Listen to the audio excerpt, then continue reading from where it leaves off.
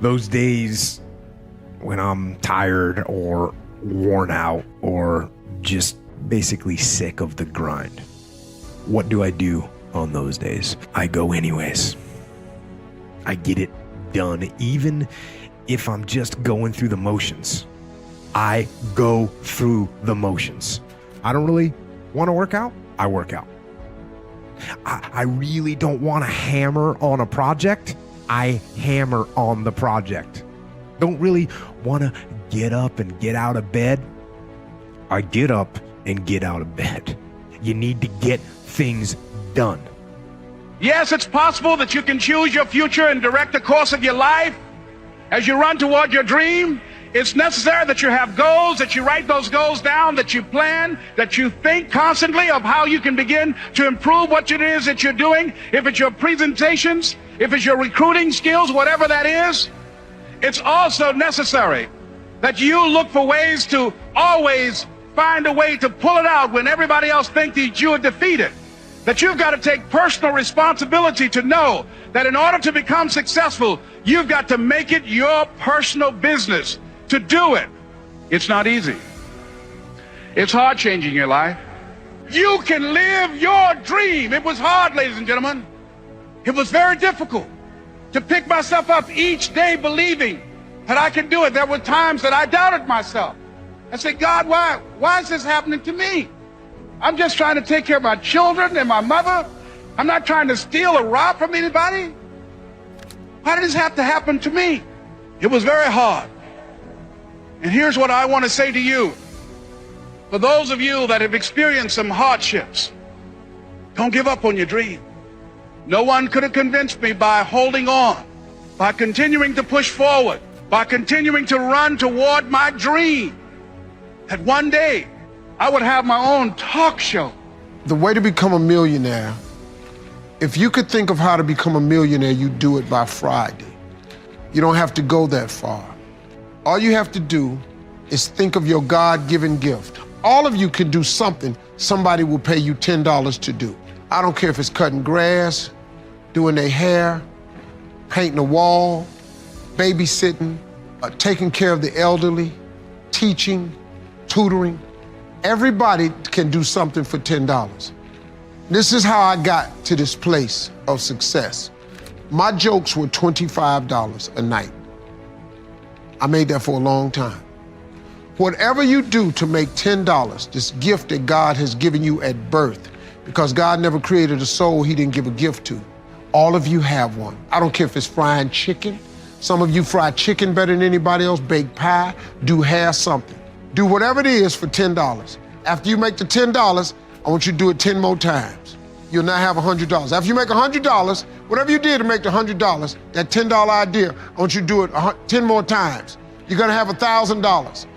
Now, it's gonna get a little more difficult, but after you make $1,000, whatever you did to make the $1,000, I want you to do it 10 more times. You now have $10,000. Now we gotta focus now. Whatever you did to make $10,000, that started off with your $10 idea, what I want you to do is focus. I want you to do it 10 more times. You now have $100,000. Now, this is where it gets very, very difficult. You're gonna have to hire some people. You're gonna have to pay some people some money. But you take that $100,000 and you reinvest it. And what I want you to do is whatever you did to make the $10 that you did 100 times that turned into $100,000, all I want you to do is take that same idea. Don't change nothing. Do it 10 more times. I got news for you. You have just made $1 million.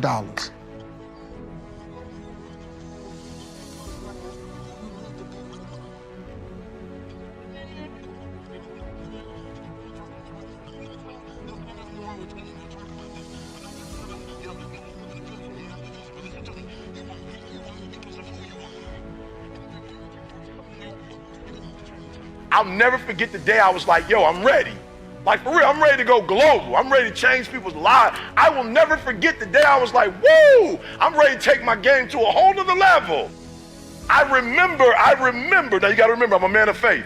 And so I was praying and I heard it. It was crazy, I heard it. I was like, all right, what books do I need to read? I'm ready. What conference do I need to go to? I'm ready. Just show me the book. I'm ready. Show me the conference. Take me to the guru. I'm ready. Just show me what I need to say. My resolution, my goal, my outcome for this month, this week, this year is to lose X number of pounds.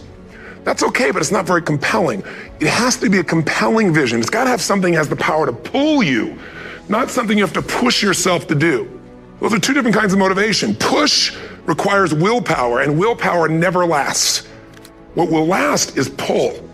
Having something so exciting, so attractive, something you desire so much that you have a hard time going to sleep at night and you get so up early in the morning to rock it and take it to the next level.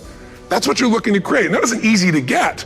But one of the reasons we do seminars and events and we say, why do that? Why not just read a book or something? Is because when you get in an environment where you're with people that are being put in a peak state, like when you're going to a sporting event, if you watch a sporting event at home, it might have a certain level of excitement. But when you're in a stadium with 50,000 people, suddenly it has a whole different level of intensity. And we feel that. And the bottom line of our follow-through comes down to our emotional intensity. In a different state of mind, you're going to come up with a much better and a more exciting vision than if you're sitting on the couch going, okay, what are my new resolutions for this year? And you're doing it the morning after the new year has started and you're a little inebriated and the football game's on in the background. Probably not going to have the power of focus there. Probably not going to have the power of the energy to create something that's going to pull you for this year. And you got to do that. You don't let the fear take you over if you've got strong enough reasons. Those reasons can be positive or those reasons can also be negative. They can be, if I don't do this, this is what's going to cost me. And if I do this, this is what I'm going to gain in my life. Reasons come first, answers come second.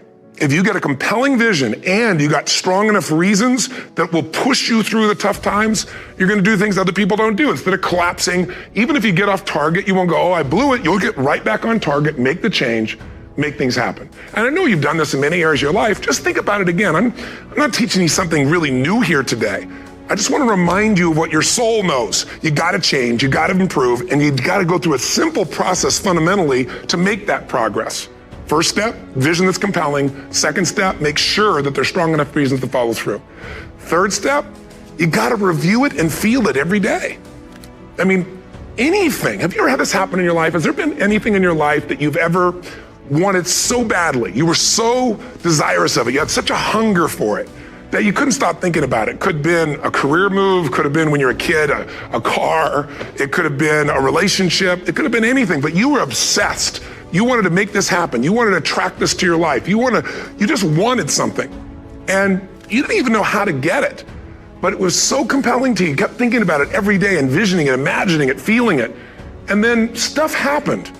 And suddenly you started to attract people or situations to your life, and it just came together. Like, you didn't even have a total plan. It was just that it was so a part of your focus with so much intensity and emotion so often that it sensitized you to notice anything that could get you there.